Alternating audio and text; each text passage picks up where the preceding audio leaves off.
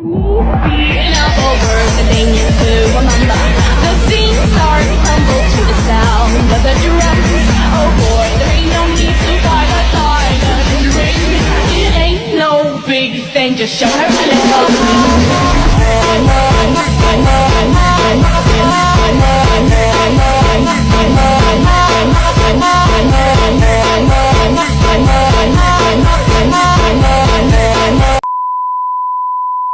Kasus kekerasan seksual. Maraknya kasus kekerasan seksual. Dan pelecehan seksual. Pelecehan seksual di kampus.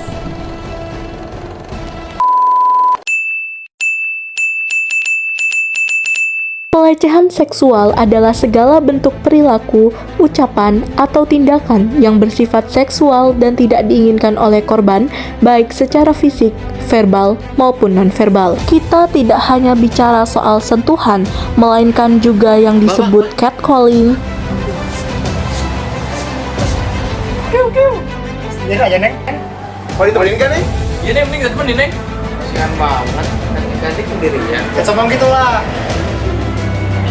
Stalking, melakukan paksaan kencan, pertanyaan yang terlalu pribadi, atau sederet lainnya. Pelecehan seksual melanggar nilai Bhinneka Tunggal Ika yang menekankan penghormatan terhadap setiap individu tanpa memandang gender, status sosial, atau latar belakang. Dalam masyarakat yang menjunjung persatuan, tidak boleh ada tindakan yang merendahkan martabat orang lain, termasuk pelecehan seksual. Kalian tahu nggak sih, sudah ada peraturan hukum tentang kekerasan seksual loh. Simak terus videonya ya. Yang pertama, Pasal 28G ayat 1 Undang-Undang Dasar 1945. Setiap orang berhak atas perlindungan diri pribadi, keluarga, kehormatan, martabat, serta harta benda yang di bawah kekuasaannya, serta berhak atas rasa aman dan perlindungan dari ancaman ketakutan untuk berbuat atau tidak berbuat sesuatu yang merupakan hak asasi. Yang kedua, Pasal 28D ayat 1 Undang-Undang Dasar 1945. Setiap orang berhak atas pengakuan, jaminan, perlindungan, dan kepastian hukum yang adil serta perlakuan yang sama di hadapan hukum. Yang ketiga, Undang-Undang Nomor 12 Tahun 2022 tentang Tindak Pidana Kekerasan Seksual mengatur berbagai bentuk pelecehan dan kekerasan seksual serta memberikan perlindungan dan pemulihan bagi korban. Yang keempat, Pasal 281 KUHP Perbuatan Cabul di Muka Umum mengatur tentang hukuman bagi pelaku pelecehan seksual yang dilakukan secara terbuka atau di hadapan publik. Yang kelima, Undang-Undang Nomor 39 Tahun 1999 tentang Hak Asasi Manusia menjamin bahwa setiap individu memiliki hak untuk diperlakukan dengan hormat dan tidak mengalami kekerasan, termasuk kekerasan seksual. Nah, kalian sudah lihat kan peraturan dan juga landasan hukum yang sudah ada di negara ini tentang pelecehan seksual. Tapi, kenapa pelecehan seksual masih sering terjadi di negara ini ya? Kalian mau tahu alasannya? Ikuti aku terus ya. Yang pertama, budaya patriarki dan normalisasi pelecehan. Di banyak tempat, pelecehan masih dianggap biasa atau bukan masalah besar, apalagi jika korban dianggap berpakaian tidak pantas atau mengundang. Yang kedua, korban takut melapor. Banyak korban takut mendapatkan stigma, disalahkan, atau bahkan mengalami ancaman dari pelaku dan lingkungan sekitar. Yang ketiga, penyalahgunaan kekuasaan. Banyak pelaku pelecehan berada di posisi yang lebih berkuasa, seperti atasan terhadap bawahan, guru terhadap murid, atau orang dewasa terhadap anak-anak, sehingga korban sulit untuk melawan. Yang keempat, lambatnya proses hukum.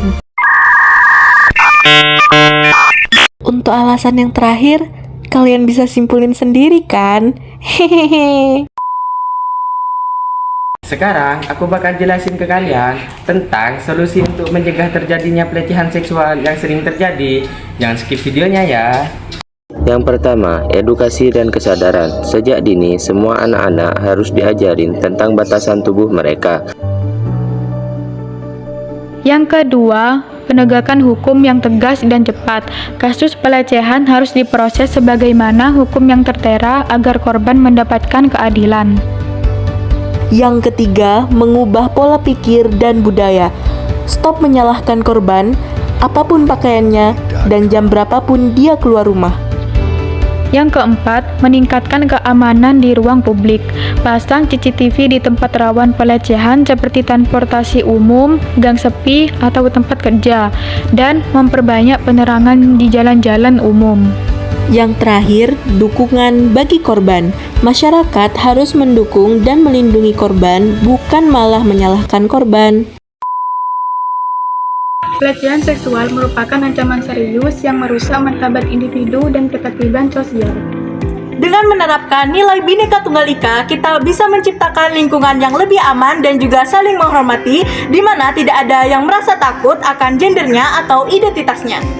Kita harus bekerja sama untuk menghapus budaya pelecehan seksual demi keadilan dan persatuan.